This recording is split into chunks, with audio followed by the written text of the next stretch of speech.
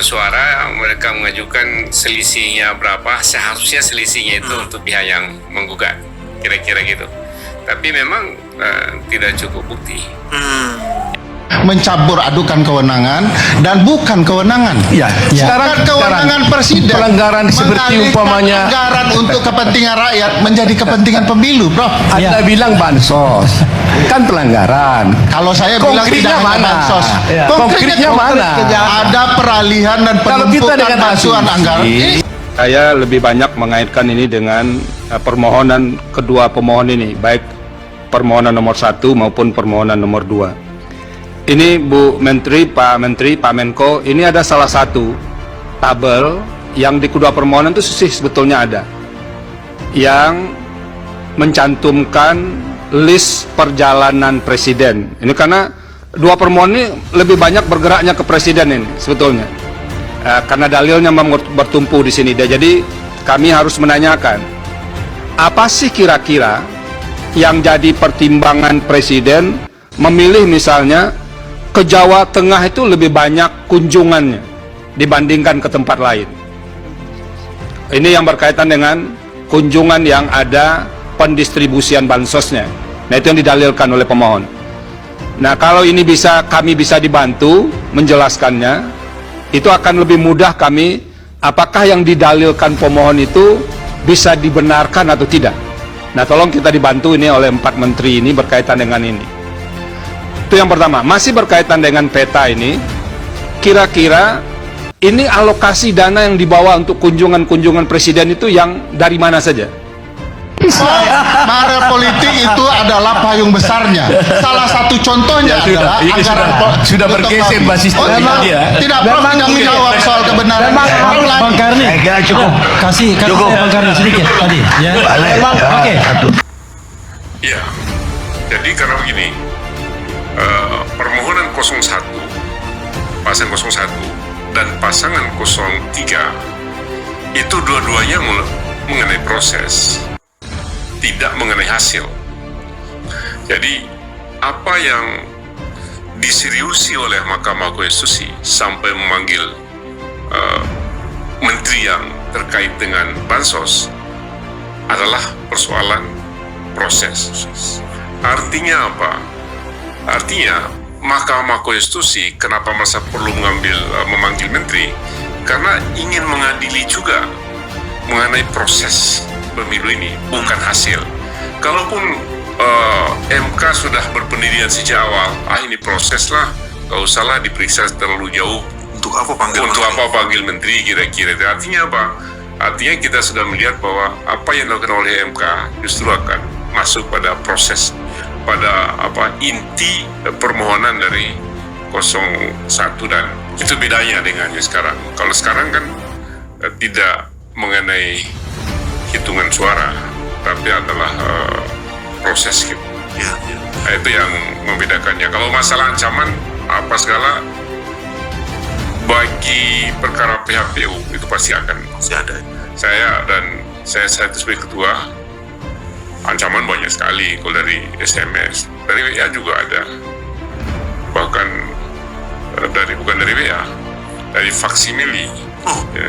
Dikirim pakai faksimil, itu kan bisa dilacak dengan faksimil. Bisa dilacak, tapi karena itu saya menganggap ini ancaman aja ini. Tapi saya bilang ancamannya apa? Ancaman bahwa kami sudah biasa membunuh orang. Dan Masya Allah, teman-teman. Assalamualaikum warahmatullahi wabarakatuh. Pemirsa pada TV, apa kabar kalian? Semoga sehat selalu. Kembali lagi bersama saya. Di video kali ini, teman-teman, sebelum saya putarkan lebih lengkap lagi, saya ingin memberikan deskripsi dulu. Jadi, yang sedang kalian dengar adalah sosok yang dulu pernah menjadi ketua mahkamah. Jadi, menangani sengketa pilpres itu sudah biasa. Artinya yang lebih biasa lagi adalah menerima ancaman-ancaman ketika ingin memutuskan sesuatu. Karena yang punya kuasa pasti akan lebih memberikan tekanan. Nah, dalam hal ini ada perbedaan, katanya tadi sudah disampaikan, antara penanganan dan gugatan yang ada di 2014 lalu dengan 2024 di Pilpres kali ini. Kalau yang lalu dimana lebih fokus pada selisih daripada jumlah menang dan kalahnya. Tapi yang 2024 ini, teman-teman, yang digugat adalah banyak sekali. Yang lebih poinnya adalah menggugat kepada prosesnya yang begitu terstruktur atau TSM ya, kecurangannya. Nah, Mari kita dengar bersama bagaimana sang mantan ketua MK ini memberikan ilustrasi kepada kita atau prediksi bagaimana putusan MK yang sebentar lagi akan diumumkan oleh Mahkamah Konstitusi mengenai Pilpres 2024. Akankah mengabulkan gugatan 01 dan 03 atau tidak? Yuk kita simak bersama dulu. Yang pada akhirnya tetap seperti biasa saya ingin memberikan kalian kesempatan untuk menulis isi kolom komentarnya. Yuk kita tuntaskan dulu. Jadi, ketika saya mengatakan bahwa tidak sama antara pengadilan perdata dan pidana, bukan berarti kemudian saya give up. No, saya mengatakan bahwa karena itu yang kita lakukan haruslah pendekatan lain, yang saya katakan a scientific approach. Kalau kita ngambil satu demi satu saksi, pungut satu demi satu yang jumlahnya jutaan, tidak mungkin, waktunya tidak mungkin. Karena itu kita menggunakan rasionalitas yang bisa diterima oleh hakim konstitusi, yaitu ya kita kemukakan ada pelanggaran yang terukur, ada pelanggaran yang terstruktur, dan itu kan terbukti, bukan tidak terbukti, bahwa kebijakan itu digunakan untuk memenangkan 02. Dan apa yang dikatakan Prof. Otto berkali-kali bahwa MK hanya mengenai angka-angka sudah ditolak baik dalam sidang kemarin maupun dalam putusan MK sebelumnya, bahkan pertama. Oke, makasih. Itu saja. Wassalamualaikum warahmatullahi wabarakatuh. 03. Dan saya kira mengenai proses ini bukan hal baru di MK.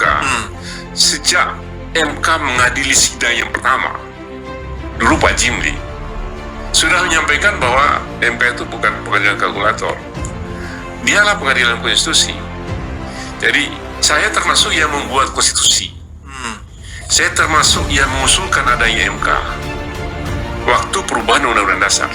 Bisa dibuka itu rasa salah. Saya termasuk yang pertama mengusulkan nama Mahkamah Konstitusi. Kenapa Mahkamah Konstitusi?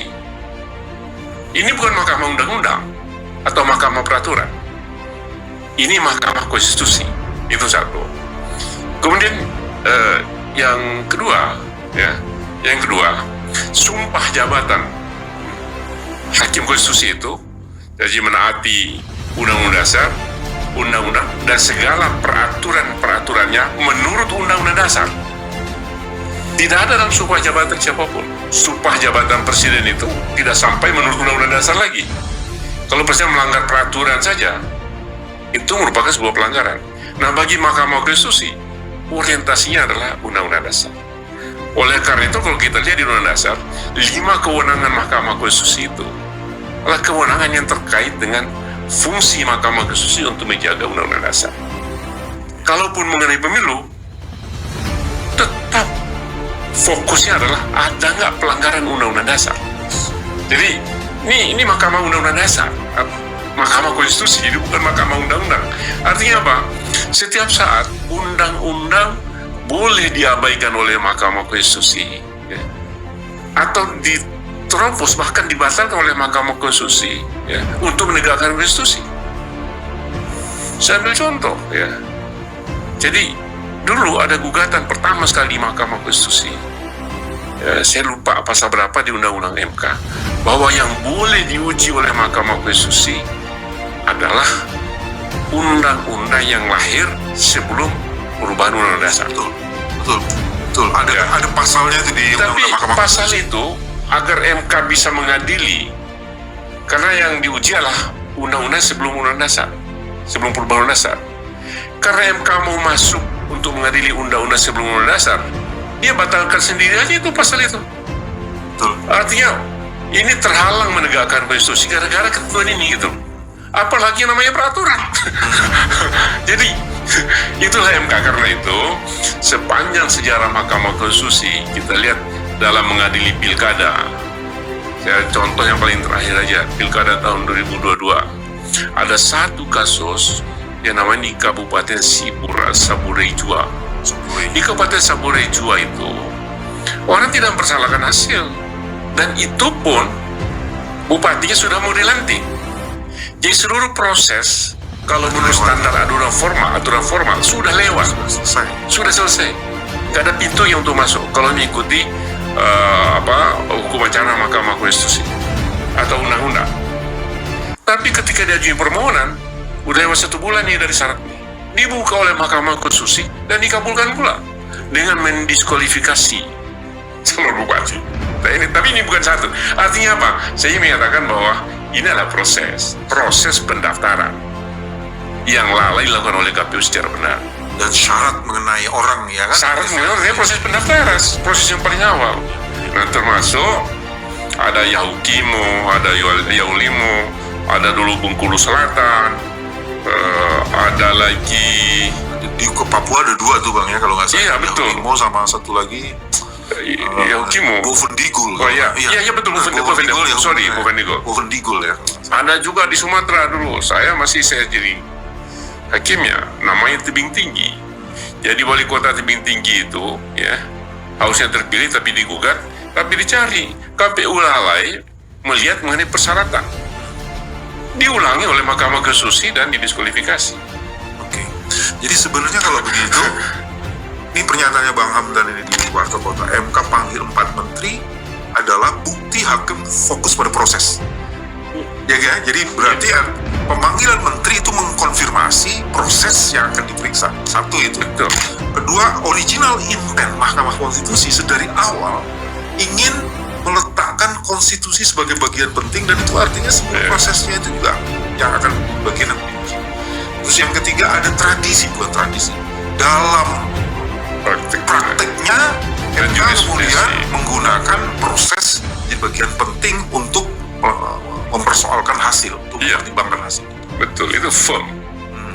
Jadi original intent apa yang dilakukan oleh MK selama ini bisa dibuka putusan-putusan MK, dan juga terkonfirmasi terakhir bahwa MK tetap dalam pendiriannya semula, bukan pengadilan kalkulator, tapi mengadil juga proses. Terbukti MK sekarang memanggil juga itu 4 menteri. Dan ada juga Bang, dalam cross eksaminasi di pengadilan kemarin di Mahkamah Konstitusi, ada satu ahli, temunya Bang Hamdan juga, Margarito Kamis dan Azrul, kemudian ditanya sama Hakim Saldi kan, kamu baca nggak kan kasus putusan 2019? Nah, di situ dipersoalkan kan pada saat itu Pak Wakil Presidennya masih menjadi satu dewan syariah di sana.